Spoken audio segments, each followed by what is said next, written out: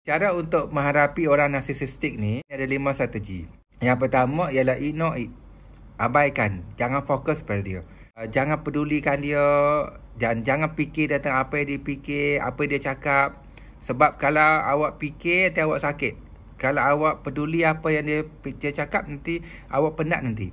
Sebab orang narsisistik ni, dia cakap negatif, dia cakap benda yang buruk sebab dia nak respon. Bila awak respon, awak marah, awak sedih, awak menangis, dia suka. Yeay, aku menang, dia kata.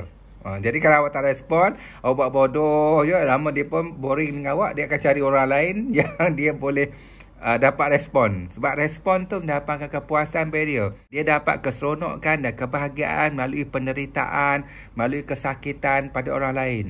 Sebab tu tak boleh tu. Dia hilang empati tu. Kalau lagi teruk tu dia panggil psikopatik tu. Jadi ignore dia. Yang kedua, awak kena sayangi diri awak sendiri. Fokus kepada benda-benda yang awak gembira, yang positif, yang happy. Awak boleh move on. Awak kena ingat satu sajalah. Dalam hidup kita, mungkin ada satu benda negatif. Iaitu ada kawan toksik yang suka memburukkan kita, fitnah kita. Dan dalam hidup awak, ada 10 benda yang positif. Awak ada anak yang sihat, awak ada bos yang baik, kerjaya yang bagus, keluarga yang menyokong, awak ada baju baru, awak ada kereta, awak suka pergi melancong, awak suka masak, awak suka tanam pokok. Jadi, ada 10 benda yang seronok anugerah Tuhan yang menjadikan hidup awak bahagia dan bersyukur. Tapi, jika awak fokus kepada satu benda ni saja, orang tu tak suka saya, dia fitnah saya, kenapa hidup saya begini, kenapa dia buat begini. Akhirnya, satu benda negatif jadi sangat besar dan awak akan melupai semua benda baik, kesyukuran ni. Dia musnah dan akhirnya jadi keburukan hidup awak. Jadi, awak tak adil pada Tuhan. Awak mengenanyai diri awak sendiri. Tuhan beri awak 10 kebaikan, tapi awak fokus kepada satu keburukan sehingga hilang 10 kebaikan tu. Tak adil tu. Jadi, jangan fokuskan kepada yang negatif tu. Sayangi diri, buat benda yang awak happy. Awak jumpa dia, awak say hi. Dia pandang awak, muncung. Ataupun dia cakap benda yang menyakitkan awak. Sayangi diri, pergi pantry, buat air kopi. Saksikan bagaimana kopi bercampur dengan susu. Cantiknya, indahnya. Hidup bau kopi. Nikmatnya, indahnya, wanginya bau kopi. Minum kopi rasai sedapnya, pahitnya, manisnya, lemaknya. Menikmati hidup. Lebih baik menikmati kopi daripada fikir tentang kawan awak tu. Maksudnya, awak yang kena create happiness. Awak yang kena create kegembiraan. Cari dalam diri awak dan persekitaran awak. Jangan tunggu orang beri. Sayangi dirilah. Banyak orang sakit sebab dia bergantung pada orang luar. Sebab tu dalam psychological dia panggil don't give your key of happiness to other person. To other pocket. The key of happiness mesti kita yang pegang. Jangan beri pada sesiapa. Walaupun pada suami awak, walaupun pada bos awak, walaupun pada anak awak. Awak kena pegang sendiri. Yang ketiga, untuk menangani individu narsisistik, awak kena memutuskan kitaran negatif tu. Kena berhadapan. Sebab tu orang narsisistik ni kadang dia fitnah awak, dia cakap yang buruk. Lepas tu kawan-kawan awak pun burukkan awak, pandang negatif. Ingat dalam I love myself, kita tak boleh biar orang pijak kita. Kita tak boleh biar orang menanyai kita secara berterusan. Itu tak sayangi diri tu. Kita ini manusia biasa. Kalau awak biar orang nanyai awak, orang cakap buruk dengan awak, orang fitnah awak, lama-lama awak pun mendap juga tu. Lama-lama awak sakit tu.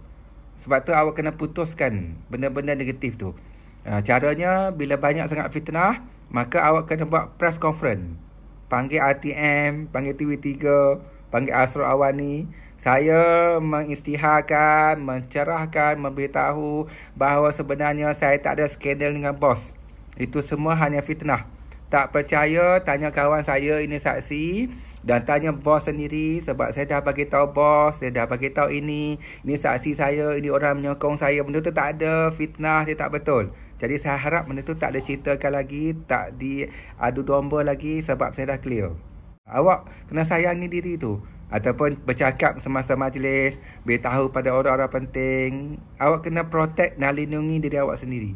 Kalau dalam I love myself tu, kita buat satu kontrak tu. Kontrak I love myself. Semua orang ikut kata saya ramai-ramai. I love myself. Saya berjanji tidak akan manipulasi yang mendatangkan kesan negatif kepada orang lain. Dan saya juga berjanji tiada sesiapa pun yang boleh manipulasi diri saya yang mendatangkan kesan negatif. Yang ada hanya kasih sayang dan kasih sayang. Dalam Idea Myself, kita berjanji tak akan manipulate buat jahat pada orang. Dalam masa yang sama, kita berjanji tak ada sesiapa pun boleh manipulate buat buruk pada kita. Jika awak biar orang buat buruk pada awak, pijak awak, hina awak tak sayang diri awak tu, lama-lama kita mendap tu. Awak terjejas tu. Ya, sebab tu sayangi diri. Banyak orang yang stres, yang ada masalah depression, anxiety, dia fail dalam kontrak diri ni. Dia mungkin tak melukai hati orang lain, jaga hati orang lain, tapi orang buat jahat pada dia, dia biar. Tak boleh. Sebab itu, menjadi lilin, membakar diri, menerangi orang lain tu tak ada tu. Berkorban sampai terkorban jiwa tak ada tu. Awak kena sayangi diri awak. Bila awak sihat, baru awak boleh sihatkan orang lain. Bila awak tenang, baru awak boleh tenangkan orang lain. Jangan jadi dark syndrome. Dark syndrome ni dalam psychological macam dark kan. Itik kalau berenang atas air tu apa nampak? Tenang, happy, ceria, senyum je itik tu. Tapi di bawah kaki itik tu jadi orang yang terpaksa happy, nampak happy dan buat-buat happy, tapi sebenarnya tak happy, sangat sakit tu. So don't fake. Awak tak suka dia, tapi awak pura-pura ceria dengan dia, senyum dengan dia, berlakon tak jadi diri awak sendiri. Sakit tu. Jadi diri sendirilah. Kita happy sebab kita memang happy. Kita gembira, kita memang suka gembira. Jadi kalau awak dah gelak-gelak, jangan berpura-pura. Okey, jadi ingat tadi kaedah untuk menangani orang narsistik. Yang pertama, awak ignore sebab dia nak respon, jangan respon. Yang kedua, awak kena sayangi diri sendiri, cipta kegembiraan. Bumi ini luas, langit itu luas. Banyak lagi benda-benda baik. Dan yang ketiga, awak kena berhadapan untuk stopkan orang berjahat pada awak. Dan yang ketiga ialah jika dia suami awak, dia bos awak, rakan sekerja awak yang awak tak boleh ignore, yang awak kena berhadapan dengan dia hari-hari. Awak kena tadah muka awak, tadah tangan awak. Jadi caranya ialah awak kena jarakkan emosi, jarakkan fizikal dan jarakkan komunikasi. Maksudnya kalau dia bos awak ataupun suami awak lah sorry lah kalau awak terpaksa berhadapan dengan dia 5 jam satu hari. Jadi awak berhadapan dengan dia mungkin sejam 2 jam je. Kalau awak kena berkomunikasi dengan dia 50 patah perkataan satu hari. Jadi berkomunikasi dengan dia 10 patah perkataan saja. Awak buat ini, kenapa tak buat begini? Jangan malas. Baik bos. Okey, terima kasih bos. Jadi kurangkan komunikasi. Kalau awak tak nak cakap bahasa Melayu, cakap bahasa Korea. Kasar Hamidah, Annyeonghaseyo, cukup. Jarakkan fizikal. Bila jarakkan fizikal, jarakkan emosi. Untuk jarakkan emosi, jarakkan komunikasi tu. Lagi banyak awak terdedah dengan komunikasi, lagi banyak fizikal dan emosi attachment, nanti hati awak, jiwa awak lebih tercedera. Jadi awak pula janganlah terhegeh-hegeh. Dah tahu dia narsistik, dia tak suka awak, dia menyakitkan hati awak, awak terhegeh-hegeh pergi jumpa dia. Ya bos okey, bos sihat, bos dah makan. Lepas dah nak minum kopi. Lepas tu bos marah, bos tak suka awak, lepas tu fikir-fikir lagi. Jarakkan. Kita tetap bekerja, kita tetap profesional, kita buat produktif, kita tetap buat yang terbaik. Kerja kita buat, jangan tak buat. Nanti awak kena tindak kata tertib. Tetapi kurangkan komunikasi, kurangkan fizikal, buat kerja dan fokuskan lebih banyak masa dan fizikal dan emosi awak kepada benda yang baik. Sayangi dirilah. Sebab ingat tadi, orang narsistik ni, kalau awak duduk lama dengan dia, banyak kata-kata dia menyakitkan hati, emosi awak sangat teruk tu. Hidup awak rasa tak berguna tu. Nanti awak boleh makan ubat psikiatris tu. Strategi yang kelima untuk berhadapan dengan narsistik ialah awak kena melawan. Tapi nak melawan ni awak kena fikirlah kekuatan awak. Awak boleh lawan ke tak? Sebab awak kena faham, orang narsistik ni dia membuli awak, dia cakap buruk pada awak, dia hina awak sebab awak adalah mangsa. Mangsa adalah lemah, tak melawan, tak larat, diam dan tak berdaya. Sebab tu dia buat awak. Jadi awak kena kuat. Awak kena lawan. Awak kena tunjukkan ketegasan. Dan akhirnya nanti dia tengok awak melawan, awak bukan mangsa buli, dia takkan buli awak. Dia akan cari orang lain yang boleh dibuli. Awak kena ingat, pembuli mencari mangsa buli. Dan mangsa buli itu ciri dia lemah. Sebab itu, harimau, dia makan binatang yang lemah. Dia pemangsa. Harimau makan sang kancil, makan anak. Sebab dia lemah. Sebab tu anak tu kena buli dengan harimau. Tapi harimau tak akan makan singa. Kenapa harimau tak makan singa? Mati dia kena gigitkan singa tu. Dan harimau tak akan makan gajah. Harimau makan gajah, mati dia kena pijak dengan gajah. Jadi jangan jadi lemah. Jangan jadi tak melawan. Nanti awak dibuli. Sama juga di sekolah selalu saya sebut macam tu. Pembuli wujud sebab ada masa buli.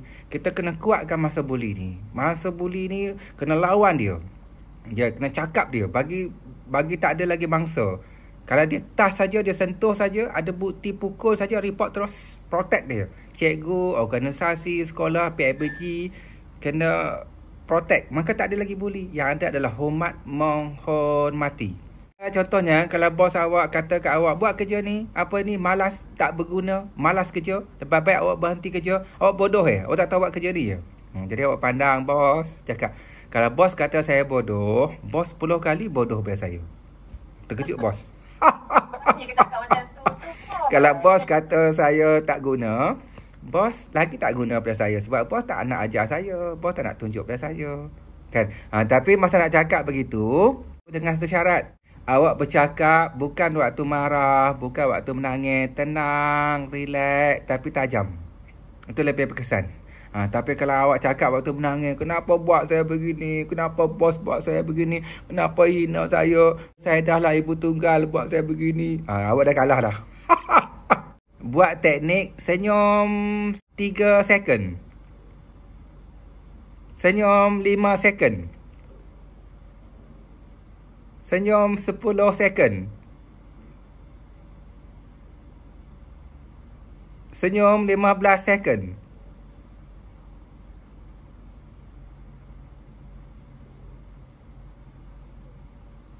Tarik nafas.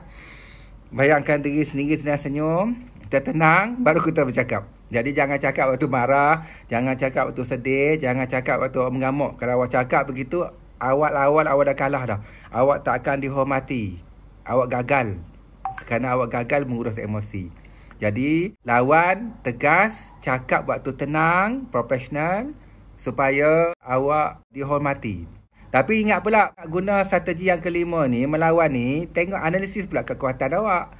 Kalau awak pekerja baru masuk, baru kerja 2 bulan, 6 bulan, belum confirm, jangan cakap begitu. Nanti tak sambung kontrak awak. Nanti awak kena buang kerja pada muka awak. Jangan salahkan saya. Ataupun awak lawan bos awak tu orang besar, dia berkuasa, bos tak suka awak, nanti dia pindahkan awak dekat Sabah, Sarawak, dekat Sulu. Saya tak tanggung. Sebab itu, staff tu sama-sama pangkat dengan awak, sama-sama pegawai, sama-sama bos, boleh melawan. Tapi, kalau tak sesuai, jangan buat. Nanti awak mengenanya diri awak. Lebih baik awak ignore, sayangi diri, jarakkan fizikal, berhadapan untuk menamatkan krisis, konflik. Itu dah cukup dah. Ignore, sayangkan diri pun dah cukup dah. Banyak lagi benda yang awak happy. Jadi jangan gunakan teknik melawan ni sebenarnya, nanti kesan buruk pada kita. Dan awak kena ingat juga, hati awak tu jenis apa. Sebab manusia ni ada 2 jenis hati. Yang pertama, hati besi. Ingat orang narsisistik, orang yang ganas-ganas ni, yang cakap kasar-kasar yang menyakitkan orang ni, hati dia besi. Dia marah awak, dia hina awak, dia cakap buruk pada awak, dia balik dia tidur lena. Dia tak fikir apa dah. Awak ni hati tisu. Awak marah pada orang, awak hedik orang, lepas tu awak yang menangis. Balik awak yang tak boleh tidur. Jadi siapa yang hati besi? Siapa yang hati tisu? Sedar diri awak.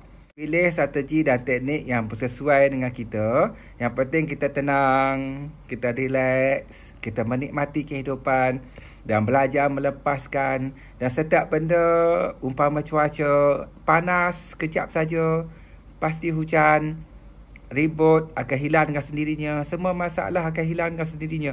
Tidak akan benda yang kekal. Hanya sedari terima, rasai, nikmati dan belajar melepaskan dan melepaskan.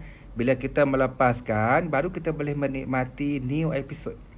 Dia kuncilah kehidupan ni satu saja, jiwa yang tenang. Apa-apa benda yang menyebabkan kita tenang, kita buat. Kerana matlamat kita adalah ketenangan. Ketenangan itulah kekuatan. Sebab itu Tuhan sangat menghargai orang yang tenang. Tuhan suruh kita tenangkan jiwa kita. Sebab tu bila nak mati pun, Tuhan menjemput jiwa yang tenang. Kan dia sebut Al-Quran tu, wahai jiwa-jiwa yang tenang, kembalilah ke pangkuanku dalam keadaan reda lagi diredai. Jadi, buatlah apa-apa strategi, kawal dengan siapa saja, buatlah apa saja. Yang penting awak tenang, awak rasa baik, Tuhan reda, jalan terus. Bismillahirrahmanirrahim, Allahi jalan terus. Jangan fikir fikiran orang lah. Fikir fikiran awak sendiri. Awak fikir fikiran awak sendiri pun awak pening. Tambah pula awak nak fikir fikiran orang. So fikir diri sendiri, sayang dengan dirilah. Ingat ketenangan, kesembuhan datang daripada ilmu dan kesedaran yang memberi kita pengetahuan dan kesedaran untuk memilih. Maka kita berhak memilih benda yang baik dan akhirnya kita tenang dan belajar melepaskan.